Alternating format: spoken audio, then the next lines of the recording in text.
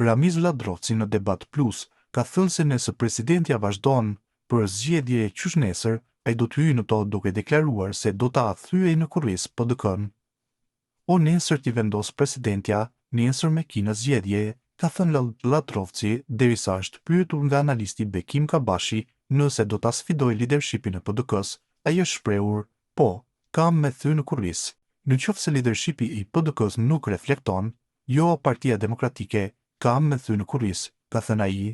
Motej, ai ka thënë se nëse nuk ndodh ndonjë përgjegjësi për drenasin, ai do të hyjë në zgjedhje nacionale me një iniciativë. Unë jam tu punu, njerëzit më të ndershëm, më të mirë të këtij vendi me ofru, ka thënë ai duke akuzuar PDK-n për mosdije për t'i bërë opozit Albin Kurtit për 5 vite. Në një reagim të tij të fundit, Halil Geci ka kritikuar ashpër veprimet e disa anëtarëve të LDK-s dhe koalicionet e mundshme me PDK-n dhe listën serbe, duke paralajmëruar se kjo mund të dëmtojë besimin e mbështetësve të partisë për cilë bota sot.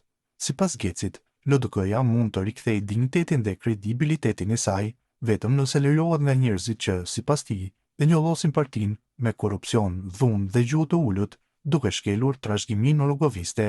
Në vim shkrimi i tij plot, ata që e njollosin, shajin e frishin me gojë, nuk mund të flasin në emër të LDK-s.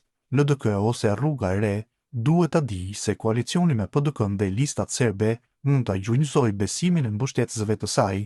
Koalicioni me ata që vrisnin në detajt e LDK-s nuk i bën derë LDK-s dhe nuk e rrit kredibilitetin e saj. Mos largimi i LDK-s nga PDK-ja dhe nga lista serbe do t'i kustojë shtrenjtë Rrugës së Re. Vetëm pas largimit nga PDK-ja, si edhe të elementeve që njollosin partinë, LDK-ja mund të rikthejë dinjitetin dhe besimin e popullit. Korrupsioni, dhuna, vulgariteti nuk kanë vend në trashëgimin rrogoviste.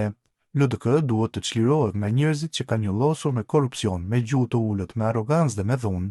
Vetëm një LDK e pastër në moral, e udhëhequr nga njerëz me kulturë, dinjitet dhe vizion, mund të flasë në emër të popullit dhe të adeut.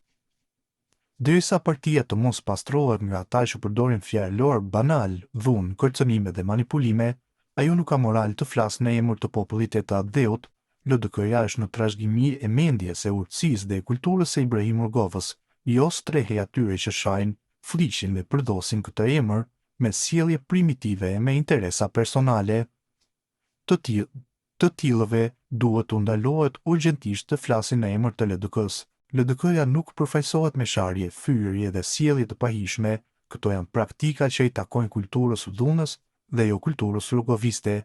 Ata që përdorin gjuhë të ulët në sjellje të papërgjeshme e dëmtojnë rënd sjelljen, imazhin dhe dinjitetin e LDK-s, duhet të largojnë njerëzit e vlerave dhe idealistët e saj të vërtet. LDK-ja mund të rifitojë besimin e popullit dhe të shikojë drejt së ardhmes me dinjitet, vetëm kur të pastrohet nga korrupsioni, dhuna dhe vulgariteti. Vetëm kur të lirohet nga kjo kategori, njerëzish që kanë njollosur emrin e saj, LDK-ja do të gjejë sërish rrugën e humbur rrogoviste, rrugën e kulturës politike të urtësisë dhe të ndershmërisë që na e mësoi presidenti Ibrahim Rrugova.